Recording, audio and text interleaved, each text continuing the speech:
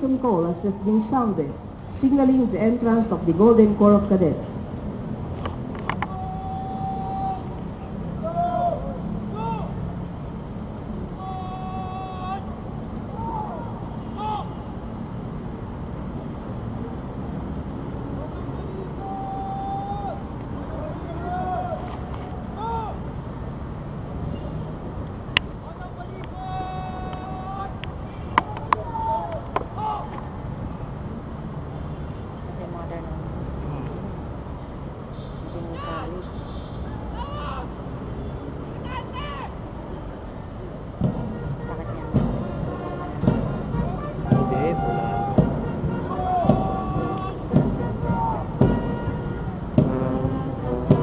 In a short while, you will witness the entry of troops comprising this review.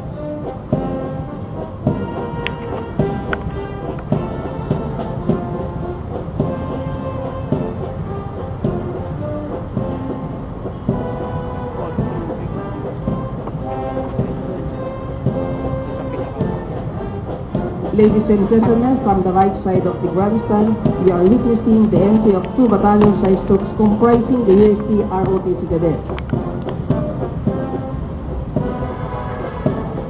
The distinguished history of the Golden Corps of Cadets formally began on September 3, 1936. It was one of the first to be organized anywhere in the Philippines. Immediately, it imposed upon itself a high standard of training and efficiency that would probably maintain over the years. Even at that fledgling age, the Cadet Corps has already developed into a first-class organization. It got a rating of superior in the first annual tactical inspection, carried out by the Commonwealth Defense Department. This was the first of many other outstanding achievements in the years to come. World War II broke out on December 7, 1941, and Class 42 was the last class to undergo training among the pre-war batches. Many Air Marshal went to the jungles of Bataan and Central Luzon in answer to the call of duty. Those valiant youth fought in the Japanese Imperial Army, some of them never to return. And so the world they staff to marshals are named of. Their patriotism and love of country flew high and mighty over the plains of Luzon, the fields of mountains of Bataan, and the shores of Corregidor. Incidentally, the university served as a prison camp for civilians and allied prisoners of war.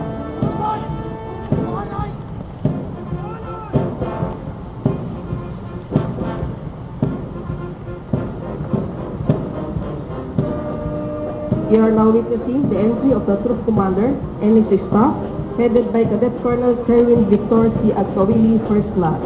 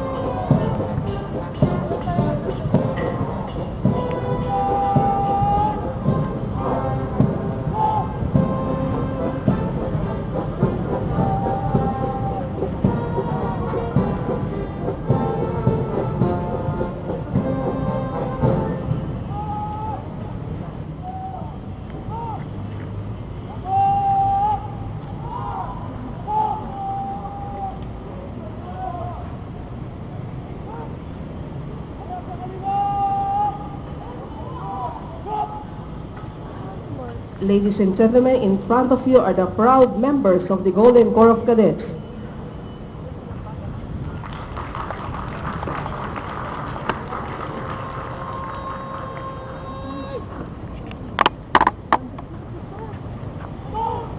As soon as the platoons occupy their respective places, the adjutant designates Alpha Company as the base company.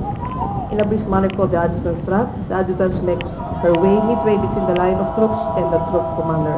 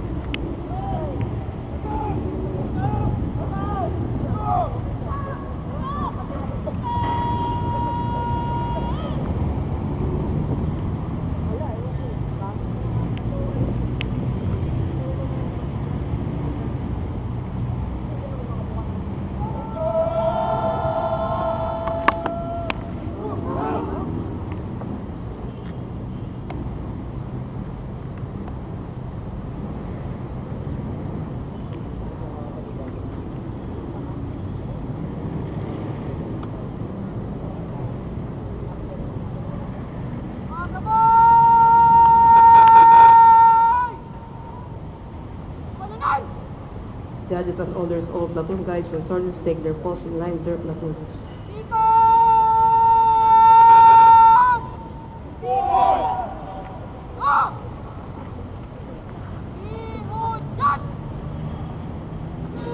As the parading troops is ordered to stand in parade dress, the bands will play a martial tune and close the whole parading troops as customary to military parade review.